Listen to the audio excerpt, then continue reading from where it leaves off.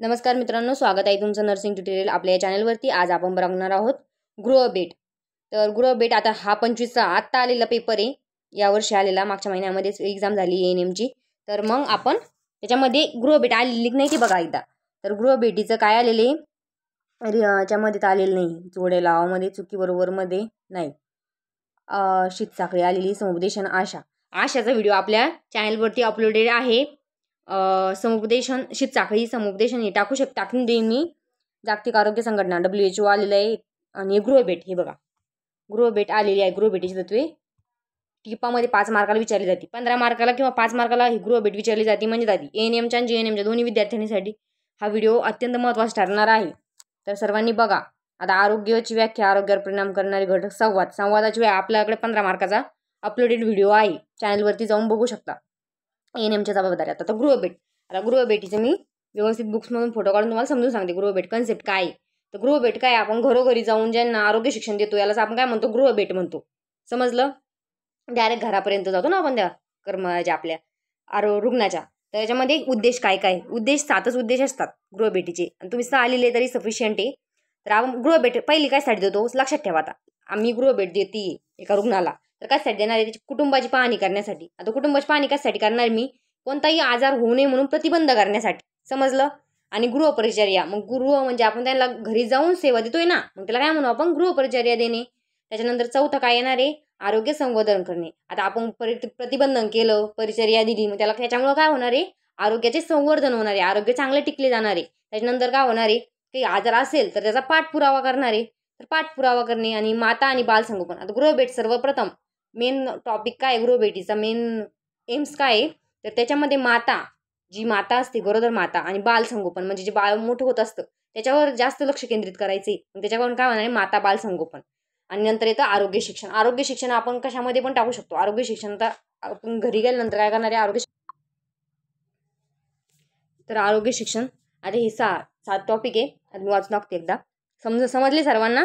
आता वाचून दाखते। कुटुंब सदस्यांची आरोग्याची पाहणी, लसीकरण स्थिती, आहारीय स्थिती, पर्यावरणातील आरोग्यास हानिकारक बाबी यांची पाहणी करणे। आता कुटुंबाची पाहणीमध्ये आपण काय काय करणार आहे, त्यांचा आहार कसा आहे, त्यांची लसीकरण झालेले त्यांच्या घरातल्या बाळाचं, त्यांच्या आरोग्याची पाहणी करणार आहे, त्याचं पर्यावरण कसं आहे त्यांच्या घराशेजारचं।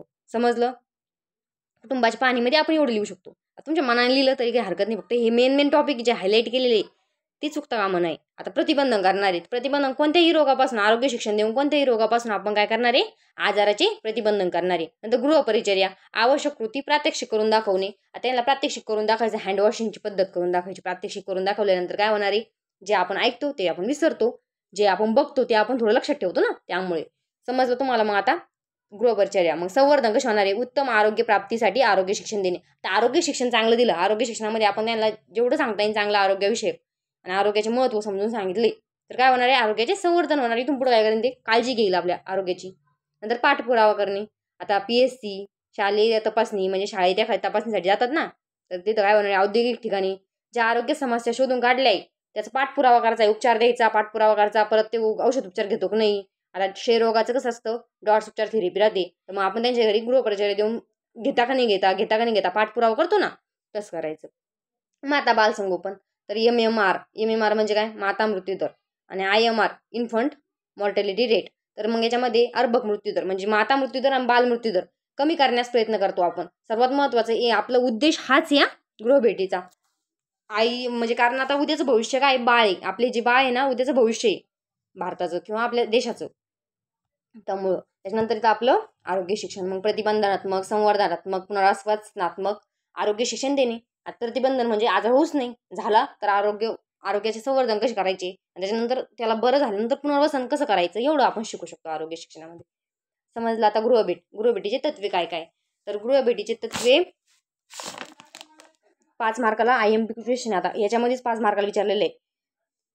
तर मग तत्वेमध्ये येतं, आता मी तुम्हाला हे बघा, हे तत्वे हे अशी लिहायची डायग्रामॅटिक, मग एक्सप्लेन करायची। तर मी तुम्हाला त्याला वाचून दाखवत नाही, कारण वाचून दाखवते वाटलंच। त्याच्यामध्ये मी एक कोडिंग तयार केलेली आहे, मुगल ए सोनी आहे, मुगल ए सोनी आहे, नाहीतर सोनी ए मुगल आहे, तुम्हाला जे सोपं वाटेल ते करा। तर मग म्हणजे मूल्यमापन, कळलं? ग म्हणजे गरजांवर आधारित, ल म्हणजे लवचिकता, ए म्हणजे ऐच्छिक, सो म्हणजे सोयीस्कर, नि म्हणजे नियोजित, आणि आ म्हणजे आरोग्य शिक्षण देणे, आणि अजून एक येतं आ आंतरव्यक्ती संबंध प्रस्थापित करणे, आणि हे म्हणजे हेतुपूर्वक. समजलं? किती सोप्या पद्धतीने शिकून सांगितलं फक्त एवढं. किती शब्द आता हे 7-8 शब्द लक्षात ठेवायचे आणि तसं एक्सप्लेन करायचं. त्याच्यामध्ये प्रत्येक आलं ना, आज पाठ करा बरं तुम्ही. होईल का पाठ? नाही लक्षात राहत. त्यामुळे व्यवस्थित पाठ करा सर्वांनी. आता मी मला एक्सप्लेन करून दाखवतो पहिला एक. आता पहिले तर सुनियोजित किंवा हेतुपूर्वक. तर ज्या गावामध्ये आपण जाणार आहोत तेथील संपूर्ण कुटुंबाची माहिती आपण सर्वेक्षण करून संकलित केलेली असते. त्यामुळे त्यानुसार प्रत्येक कुटुंबाचे वर्गीकरण करावे. आता सुनियोजित, आपण कोणतंही काम करायचे पहिले नियोजन करतो. चांगल्या पद्धतीने नियोजन करायचे. त्याच्यामध्ये माता समजा कोणता आजार झालेला आहे त्याच्या अगोदर नियोजन करायचे. तुम्हाला मनाला खूप लिहिता येणार याच्यामध्ये, तरी पण मी थोडं थोडं वर्गीकरण करून ठेवायचं आपल्याला. गरोदर माता, प्रसूती पश्चात माता, ज्या शालेय पूर्वावस्थेतली मुले, त्यांच्या याद्या करून ठेवायचे. कोणाला आपल्याला प्राधान्यक्रम द्यायचा आहे हे ठरवून ठेवायचे. 4-5 शब्द हायलाईट करून घ्यायचे, ते लक्षात ठेवायचे. वर्गीकरण करायचे, प्राधान्यक्रम ठरवायचा आहे. आणि आपल्याला जे जे नियोजन करायचे हे 3 शब्द लक्षात ठेवले तर तुम्ही एवढं मोठं लिहू शकता. एवढं लिहायची गरज नाही, कारण एवढा वेळ नसतो आपल्याला लिहायला. आता तुम्ही टिप आली तुम्हाला 5 मार्काला गृहभेट, तर त्याच्यामध्ये उद्देश लिहिणारे, उद्देश एक्सप्लेन केलेत. मग किती मोठं 7-8 पेजेस होते एवढं लिहायला. पण आपल्याला एवढा वेळ असतो का नाही? 4-3.5 पेज, 3 पेज सफिशियंट आहे. तर मग नंतर येतं हेतुपूर्वक. नियोजित आणि हेतुपूर्वक. हेतुपूर्वक म्हणजे उद्देश काय आहे, आपणास आपल्या ज्या घरास भेट देतोय त्याची माहिती असणे आवश्यक आहे. आपलं काय, आपल्याला ज्याला भेट देतोय ना त्याचं माहीत पाहिजे आपल्याला. पल्स पोलिओ कार्यक्रमानंतर कार्यक्रमाचे उद्दिष्ट म्हणजेच लसीकरणात राहिलेल्या बालकांचा शोध घेणे. घरी जाऊन देतो आपण त्यांना. पोलिओमध्ये ज्यांनी लस घेतली नाही त्यांना घरी जाऊन देणार आहे. तर हे हेतू आपला पाहिजे, यशस्वी झाला पाहिजे. आणि तिचं गृहभेटीचं असं असतं. तर झालं. त्याच्यामध्ये नियमितता, ज्या अंतराने एखाद्या घरास कुटुंबास भेट देणे आवश्यक आहे. नियमितता म्हणजे काय पाहिजे, नियमित गृहभेट दिली पाहिजे. आता 1 महिना दिली, आज समजा मी दिली, 2 महिने दिली. पहिले आता गरोदर माता आहे, फर्स्ट ट्रायमिस्टरमध्ये दिली, आणि 2-3दा दिल्या फर्स्ट ट्रायमिस्टरमध्ये भेट, आणि नंतर मग 5-6 महिने गॅप दिला आणि डायरेक्ट 9व्या महिन्यात भेट दिली. जमणार आहे का असं? नाही. त्यामुळे नियमितता पाहिजे. तुम्ही उदाहरणासहित समजून सांगू शकता ना तुमच्या इच्छेनुसार. आता नंतर ती ऐच्छिक आणि सोयीस्कर. तर ऐच्छिक कशी पाहिजे, कुटुंबातील सदस्यांना आपल्या गृहभेटीचे देण्यात येणाऱ्या आरोग्य सेवेचे महत्त्व पटल्यास गृहभेट आनंदाने स्वच्छतेने स्वीकारली जाते. त्यांना जर चांगली वाटली आणि ऐच्छिक त्यांच्या इच्छेनुसार आपण त्यांना आरोग्य शिक्षण किंवा आरोग्य सेवा दिली तर ते कसे करतात, लवकर आनंदाने स्वीकारतात. आणि अर्थातच बऱ्याच वेळा कुटुंबाच्या सोयीनुसार आपल्याला गृहभेटीचा दिनांक, वेळ बदलावी लागते. आता आपण गृहभेट केव्हा देणार आहे? सकाळी सकाळी जाऊन द्यायची, किंवा जेव्हा ती कुटुंबाला चांगलं वाटेल तेव्हा द्यायची. आता काही समजा तर कामाच टाईम आहे आणि आपण ग्रामीण भागात कसं असतं, शेतात जावं लागतं लोकांना. तर आपण गेलो आणि दुपारी गेलो 2 वाजता त्यांना शेतात जायचं राहील. ते लोक घरी राहणार आहे का? आपल्यासाठी नाही राहणार. त्यांचं मेन म्हणजे त्यांना शेती असते. त्यांच्या पोटासाठी त्यांना काम करणं गरजेचं असतं. आपल्यासारखं असतं का? केव्हा पण नाही. त्यामुळे आपल्याला त्यांच्या दिनांक म्हणजे तारखेनुसार किंवा वेळ बदलावी लागते. त्यांच्या वेळेनुसार आपल्याला जी सोयीस्कर ठरेल त्यांना तशी आपल्याला आरोग्य सेवा देण्यासाठी गृहभेट देणे.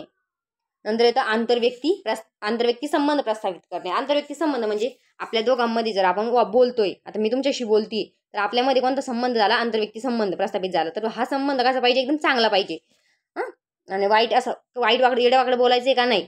दुसऱ्याला, समोरच्या माणसाला रागीने असं बोलायचं का नाही? चांगला. मग त्याच्यामुळे काय होणार आहे? आपला संवाद चांगला होणार आहे. त्याबरोबर आपल्यावर विश्वास बसणार त्यांचा, आणि चांगल्या पद्धतीची प्रभावी आरोग्य सेवा पुरवली जाईल.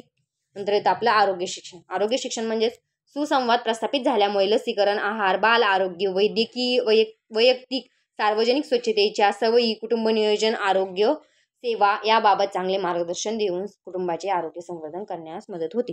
तर हे आरोग्य शिक्षण. आरोग्य शिक्षणामध्ये तुम्ही भरपूर लिहू शकता. आता कशाविषयी तुम्ही आरोग्य शिक्षण देऊ शकता हे तुम्ही त्याच्यामध्ये एक्सप्लेन करायचे. तर त्याच्यामध्ये येतं पहिलं लसीकरणाविषयी तुम्ही देऊ शकता, आहार देऊ शकता, प्रतिबंधनात्मक सेवा देऊ शकता. आरोग्य शिक्षण सांगायचं आहे आपल्याला त्यांना. त्याच्यामध्ये तुम्ही मनानं भरपूर लिहू शकता. तरी तुम्हाला वाचायचं असं वाचून घ्या.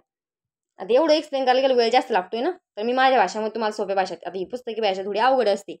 त्याच्यामध्ये येतं शास्त्रोक्त तंत्र व ज्ञान, सायंटिफिकली नॉलेज अँड टेक्निक. आता ज्ञान पाहिजे, शास्त्र तंत्र पाहिजे, ज्ञान पाहिजे आपल्याकडं. आता मी मी तुम्हाला शिकवते तर मला थोडंफार ज्ञान पाहिजे ना या गोष्टीचं. तर मला त्याचा अर्थ कळत नाही, मी तुम्हाला समजून सांगायला चालेल, जमणार आहे का? असं नाही. आपण परिचर्या देत असताना आपल्याकडे ज्ञान देणे महत्त्वाचे, आणि त्यामध्ये कोणत्याही अंधश्रद्धेचं सबलीकरण होऊ नये याची मात्र दक्षता घ्यावी. निर्जंतुकीकरणाचे तत्व सांभाळावे.